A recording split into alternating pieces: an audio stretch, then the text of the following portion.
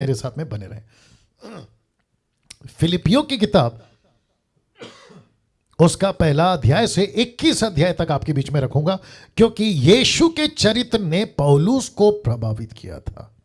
कैसे बता रहा हूं। लिखा है, सो यदि मसीह में कुछ शांति, प्रेम में ढांढस और आत्मा की सहभागिता और कुछ करुणा और दया है, तो वचन 2 कहता है, तो मेरा यह आनंद पूरा करो कि एक मन रहो, एक ही प्रेम, एक ही चित्त, एक ही मनसा रखो, विरोधी या झूठी बढ़ाई के लिए कुछ ना करो, पर दीनता से एक दूसरे को अपने से अच्छा समझो। याद आ गया अभी ना। वचन 4 कहता है, हर एक अपनी हित की नहीं वरन दूसरों की हित की भी चिंता करे। वचन 5 कहता है, अब देखो पौलुस ने किसको ऐड किया। माय गुडनेस, इसने मूसा को ऐड नहीं किया, अब्राहम को ऐड नहीं किया, इसने दानियल को ऐड नहीं किया, जोसेफ को, जोशुआ को, किसी को नहीं बोला। इसने यीशु का एग्जाम्पल लिया। कहता है, जैसा मसीह यीशु का स्वभाव था वैसा तुम्हारा स्वभाव हो। उसने पतरस का स्वभाव नहीं बोला, उसने जॉन का स्वभाव नहीं बोला, उसने कहा यीशु का जैसा स्वभाव। सोच के देखिए। तो इसका मतलब है आज मुझे भी और आपको भी यीशु के स्वभाव पे चलना है। लिखता है कि जिसने परमेश्वर के स्वरूप में होकर भी परमेश्वर के तुल्य होने को अपने वश में रखने की वस्तु ना समझा, वरन 7 कहता है, वरन अपने आप को ऐसा शून्य कर दिया कि दास का स्वरूप धारण किया, मनुष्य की समानता में हो गया, मनुष्य के रूप में प्रकट होकर अपने आप को दीन किया, यहां तक कि आज्ञाकारी रहा कि मृत्यु, हाँ क्रूस की मृत्यु भी सह ली। वचन कहता है आगे, और इस कारण परमेश्वर ने उसको अति महान किया, उसको वह नाम दिया जो सब नामों में श्रेष्ठ है, कि जो स्वर्ग में, पृथ्वी पर, पृथ्वी के नीचे वे सब यीशु के नाम पे घुटने टेके। वचन 11, परमेश्वर पिता की महिमा के लिए हर एक जीव अंगीकार कर ले कि यीशु मसीह ही प्रभु है। तो इसके पीछे कारण क्या है? यीशु का स्वभाव। यीशु इतना ऊंचा क्यों उठाया गया? यीशु का स्वभाव। यीशु को इतनी ग्लोरी क्यों मिल रही है? यीशु का चरित्र।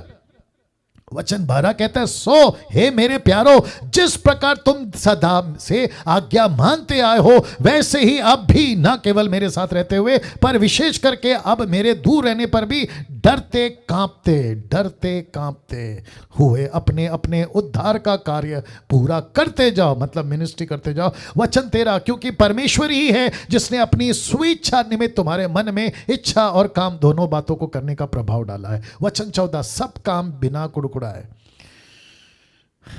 सब काम बिना कुड़कुड़ाए, बिना विवाद के किया करो, ताकि तुम निर्दोष और भोले होकर टेढ़े और हठीले लोगों के बीच परमेश्वर के निष्फल संतानें बने रहो, जिनके बीच में तुम जीवन का वचन लिए हुए जगत में जलते दीपकों की नाई दिखाई देते हो, जिसका जिक्र यीशु ने किया। वचन 16, कि मसीह के दिन मुझे घमंड करने का कारण हो कि ना मेरा दौड़ना ना मेरा परिश्रम करना व्यर्थ हुआ। डैनियल राज का टीचिंग व्यर्थ नहीं जाएगा, जैसे पौलुस कहता है मेरी मिनिस्ट्री व्यर्थ नहीं जाएगी, जैसे निर्जला जी आपकी मिनिस्ट्री व्यर्थ नहीं जाएगी, पास्टर पॉल, पास्टर राजेश और जितने भी, सिस्टर आशा जी, जितने भी पास्टर, सिस्टर शिवानी, आप सिस्टर एपशिबा, जितने भी पास्टर रमन, आप जितने भी लोग हैं, आपका परिश्रम व्यर्थ नहीं जाएगा।